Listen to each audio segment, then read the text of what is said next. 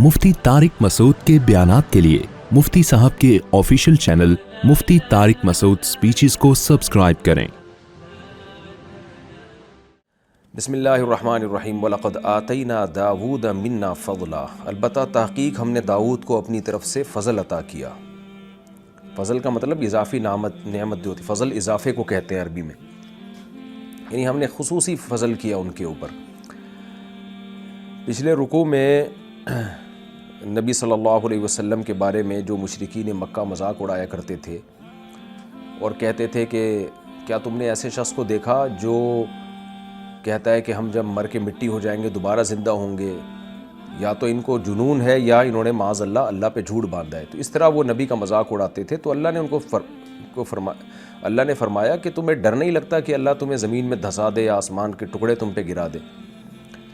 फिर अल्लाह ने फरमाया कि जो डरने वाले लोग हैं, जो अल्लाह की तरफ इनाबत करने वाले लोग हैं, वो इन बातों से डरते हैं, वो अल्लाह के अज़ाब का खौफ दिल में रखते हैं। तो अब अल्लाह ताला ने दो तरह के लोगों का तज़किरा किया कि कुछ मुनीब लोग जो अल्लाह से डरने वाले हैं, और कुछ वो लोग जो मुनीब नहीं हैं, जो अल्लाह की तरफ तवज्जो नहीं करते। और दोनों वाक़यात में जो चीज़ क़द्र मुश्तरक है वो ये है कि दोनों को अल्लाह ने दुनियावी नेमतों से बहुत नवाजा था। तो एक अल्लाह के शुक्रगुज़ार बने और एक अल्लाह के नाशुक्रे बने। एक आले दाऊद और आले सुलेमान है और एक कौम सबा है। तो अल्लाह कहते हैं आले दाऊद और आले सुलेमान अल्लाह के शुक्रगुज़ार बने, उनको भी दुनिया में बड़ी नेमतें दी, बल्कि बहुत ज़्यादा नेमतें दी। उनको तो कौम सबा से भी ज़्यादा नेमतें दी। और दूसरी कौम सबा थी जिनको दाऊद और सुलेमान जैसी नेमतें तो नहीं मिली, लेकिन कम नेमतें उनको भी नहीं मिली। तो दाऊद और सुलेमान बेतहाशा नेमतों में भी अल्लाह को नहीं भूले, और कौम सबा वो उनकी निस्बत कम नेमतें मिली लेकिन उसमें भी वो अल्लाह को भूल गए और नाशुक्री की बातें उन्होंने शुरू कर दी। तो अब ये दोनों का वाक़या यहाँ से शुरू हो रहा है, पहले दाऊद अलैहिस्सलाम और सुलेमान अलैहिस्सलाम का। अल्लाह फरमाते हैं वलक़द आतैना दाऊद मिन्ना फ़ज़ला, अलबत्ता तहक़ीक़ हमने दाऊद को अपनी तरफ से बहुत फ़ज़ल अता किया। वो फ़ज़ल में रूहानी बरकतें भी थीं और मादी बरकतें भी। तो रूहानी बरकतें क्या थीं? या जिबालु अव्विबी माहू वत्तैर, ए पहाड़ों तुम दाऊद के साथ बार बार अल्लाह की तस्बीह बयान करो, और ए परिंदो तुम भी। ये रूहानी बरकत थी, क्योंकि दाऊद अलैहिस्सलाम जब अल्लाह का ज़िक्र करते ना तो पहाड़ों से भी ला इलाहा इल्लल्लाह की आवाज़ें आती और परिंदे जमा होकर अल्लाह की तस्बीह पढ़ना शुरू कर देते। और उलमा ने लिखा है कि ये आवाज़ें सब मखलूक सुनती थीं, क्योंकि मुतलक तस्बीह तो वो तो वैसे ही पहाड़ और परिंदों से साबित है। कुरान में है वइम मिन शैइन इल्ला युसब्बिहु बिहम्दी, कि दुनिया की हर चीज़ अल्लाह की हम्दो सना करती है। तो वो तस्बीह तो फिर दाऊद अलैहिस्सलाम का ख़ासा ना हुई ना, तो यहाँ अलग तस्बीह मुराद है। वो ये कि पहाड़ों से बाकायदा अल्लाह के ज़िक्र की आवाज़ आती थी और परिंदों से भी आवाज़ आती थी। तो ये मोजज़ा था दाऊद अलैहिस्सलाम का। इससे दाऊद अलैहिस्सलाम को फ़ायदा भी हुआ कि लोग आप पर ईमान लाते थे और उनका ईमान बढ़ता था, और वो भी फिर अल्लाह की हम्दो सना करते, तस्बीह करते, और इससे तस्बीह की फ़जीलत भी साबित होती है। मैं बार बार कहता हूँ, आजकल के कुछ लिबरल सेकुलर स्कॉलर्स आ रहे हैं जो तस्बीह हाथ में फिराने को और अल्लाह अल्लाह करने को बड़े तौहीन आमेज़ लहजे से उसको कहते हैं इन लोगों ने बस इसी में कौम को उलझा दिया, अल्लाह अल्लाह करते रहो बैठ के। तो हालांकि जो लोग अल्लाह अल्लाह करते हैं ना, आगे काम भी वही करते हैं। जिनको अल्लाह से ताल्लुक़ ही नहीं है वो आगे भी कुछ नहीं कर पाते, वो सिर्फ बातें ही करते हैं बैठ के। तो इसलिए अल्लाह का ज़िक्र करना, ज़बान से अल्लाह के नाम को बार बार दोहराना, इसकी इस्लाम में बहुत फजीलत है। आगे अल्लाह ने जो मादी बरकतें अता फरमाई उनका तज़किरा है। वअलन्ना लहुल हदीद, फरमाया हमने लोहे को उनके लिए पिघला दिया था। लोहा पिघला दिया, लोहा उनके हाथ में नरम हो जाता था, जहाँ चाहे उसको मोड़ लिया करते थे। क्यों पिघला दिया? इस वजह से कि अनअमल साबिगातिन, इस लोहे से अब आप अपने डिफेंस को, अपने दिफा को मजबूत करेंगे। आप एक बहुत पावरफुल एक स्टेट बनाएंगे जिसके पास एक मजबूत आर्मी होगी और उसके पास एक बहुत ज़बरदस्त असलहा होगा और उसके पास अपने डिफेंस का इंतज़ाम भी होगा, ताकि आप पूरी दुनिया में अल्लाह के निज़ाम को नाफिज कर सकें, लड़ाई में आपको शिकस्त ना हो। अनअमल साबिगात, आप ज़िरहें बनाएं, यानी जंगी जो लिबास होता है। कहा जाता है कि जंगी लिबास जो लोहे का लिबास पहना जाता है ना, आपने देखा होगा जो हिस्टोरिकल मूवीज़ जिन लोगों ने देखी हुई हैं कि पहले ज़माने में तलवार से बचने के लिए कैसे बड़ी बड़ी जंगी लिबास पहने जाते थे, जंगी टोपियाँ पहनी जाती थीं। ख़ुद ग़ज़वा उहद में नबी सल्लल्लाहु अलैहि वसल्लम ने जंगी टोपी पहनी है, लोहे की टोपी होती थी। جو آپ کو تلوار اور تیر کے اور نیزے کے وار سے بچاتی تھی۔ تو کہا جاتا ہے کہ اس کے بانی داؤد علیہ السلام ہیں۔ تو بڑی بڑی زرہیں بنائیں، وقدر فی السرد، اور جوڑنے میں ایک اندازہ سے کام لیں آپ، یعنی ایک مینجمنٹ کے تحت جوڑیں۔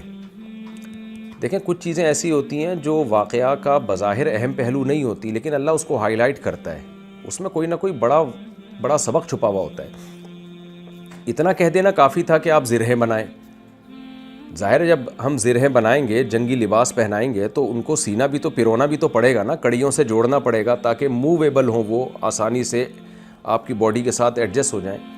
لیکن اللہ نے الگ سے اس کا تذکرہ کیا کہ اس کے جوڑ میں یعنی اندازے کا مطلب یہ نہیں کہ اندازے سے کام لیں جس کو اردو میں کہا جاتا ہے اندازہ، بلکہ قدر کا مطلب باقاعدہ مینجمنٹ ہونی چاہیے۔ تقدیر عربی میں مینجمنٹ کو کہتے ہیں۔ آڑی ترچھی کڑیاں نہیں ہونی چاہیے، ایک خاص اندازے کے تحت جو جس کے قد کے لحاظ سے جو زرہ بنائی جا رہی ہے تو اسی کے زرہ کے لحاظ سے وہ کڑیاں بہت ہی سوٹیبل ہونی چاہیے، کہ کتنی موٹی ہوں، کتنی ان کی لمبائی ہو، اور کتنی وہ کرو ہوں، اور کس دھات سے بنائی جائیں وہ، اور کتنا ان کو فولڈ کیا جائے، اور ہر لحاظ سے، تاکہ بہت ہی آرام دہ لباس بن سکے۔ تو یہ اللہ کیوں بتا رہے ہیں؟ اس لیے کہ اللہ تعالیٰ کو ہر چیز میں مینجمنٹ پسند ہے۔ کوئی بھی کام جب آپ کریں تو ایکسیلنسی کے ساتھ کریں، اور جنگ میں ڈسپلن کی اور ایکسیلنسی کی فوج میں بہت زیادہ ضرورت ہوتی ہے۔ دنیا کی کامیاب فوجیں ہمیشہ ان میں ڈسپلن ہوتا ہے، ان کا ہر کام میں ایکوریسی ہوتی ہے۔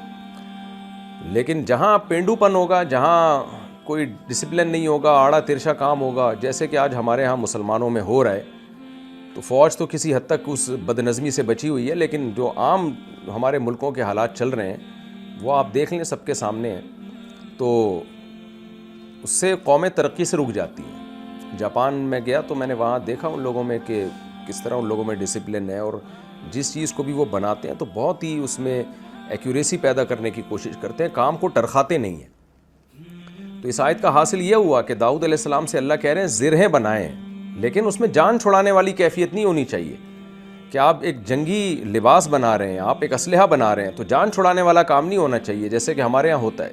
کوئی بھی کام ہو پوری توجہ کے ساتھ، تو خاص طور پہ ڈیفنس میں تو بہت زیادہ توجہ کی ضرورت ہوتی ہے۔ تو اللہ کو وہ لوگ پسند نہیں ہیں جو کوئی بھی کام کرتے ہیں ٹرخانے کے ساتھ کرتے ہیں، جیسے کہ ہماری قوم میں یہ بیماری پھیل گئی ہے۔ کسی آپ مزدور کو کوئی کام دے دیں تو وہ آپ سر پہ کھڑے ہو کر کام کروائیں گے تو شاید کو صحیح کر لیں، ورنہ کوئی بھی کام وہ ڈھنگ سے نہیں کرے گا۔ سیمنٹ بجری کو ملائے گا تو پانی صحیح نہیں اس میں حل کرے گا، سیمنٹ کم کر دے گا، بجری زیادہ کر دے گا، کوئی مینجمنٹ نہیں ہوتی ہے۔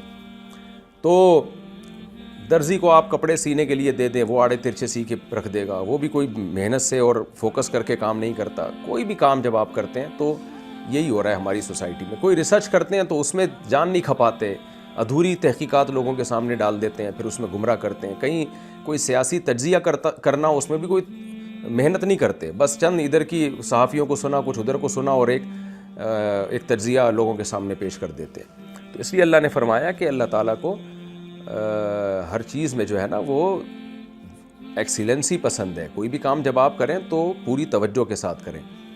تو وقدر فی السرد، اے داؤد آپ ان کڑیوں کو جوڑنے میں خوب مینجمنٹ سے کام لیں۔ وَعْمَلُوا صَالِحًا، اور عمل بھی آپ اچھا کریں۔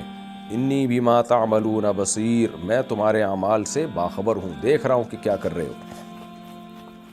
اس سے دیکھیں یہ بھی پتہ چلتا ہے کہ داؤد علیہ السلام اللہ کے پیغمبر بھی تھے اور کتنے پاورفل تھے، ان کی خلافت بھی قائم ہوئی، لیکن پھر بھی ڈیفنس پہ اللہ تعالیٰ ان کو کیسے ترغیبات دے رہے ہیں کہ لوہے کی زرہیں بنانی ہیں اور پھر اسلحہ بنانا ہے، اور بہت ہی یعنی جو آپ کے بس میں ہے وہ چھوڑنا نہیں ہے، پھر آسمان سے اللہ کی مدد آئے گی۔ ہم اسباب اختیار کرتے نہیں ہیں اور اللہ پہ اعتماد اور توکل کر کے پوری قوموں کو جو ہے وہ دشمن کی بھینٹ چڑھا دیتے ہیں، اور پوری قوموں کو کے مستقبل کو ہم تباہ کر دیتے ہیں۔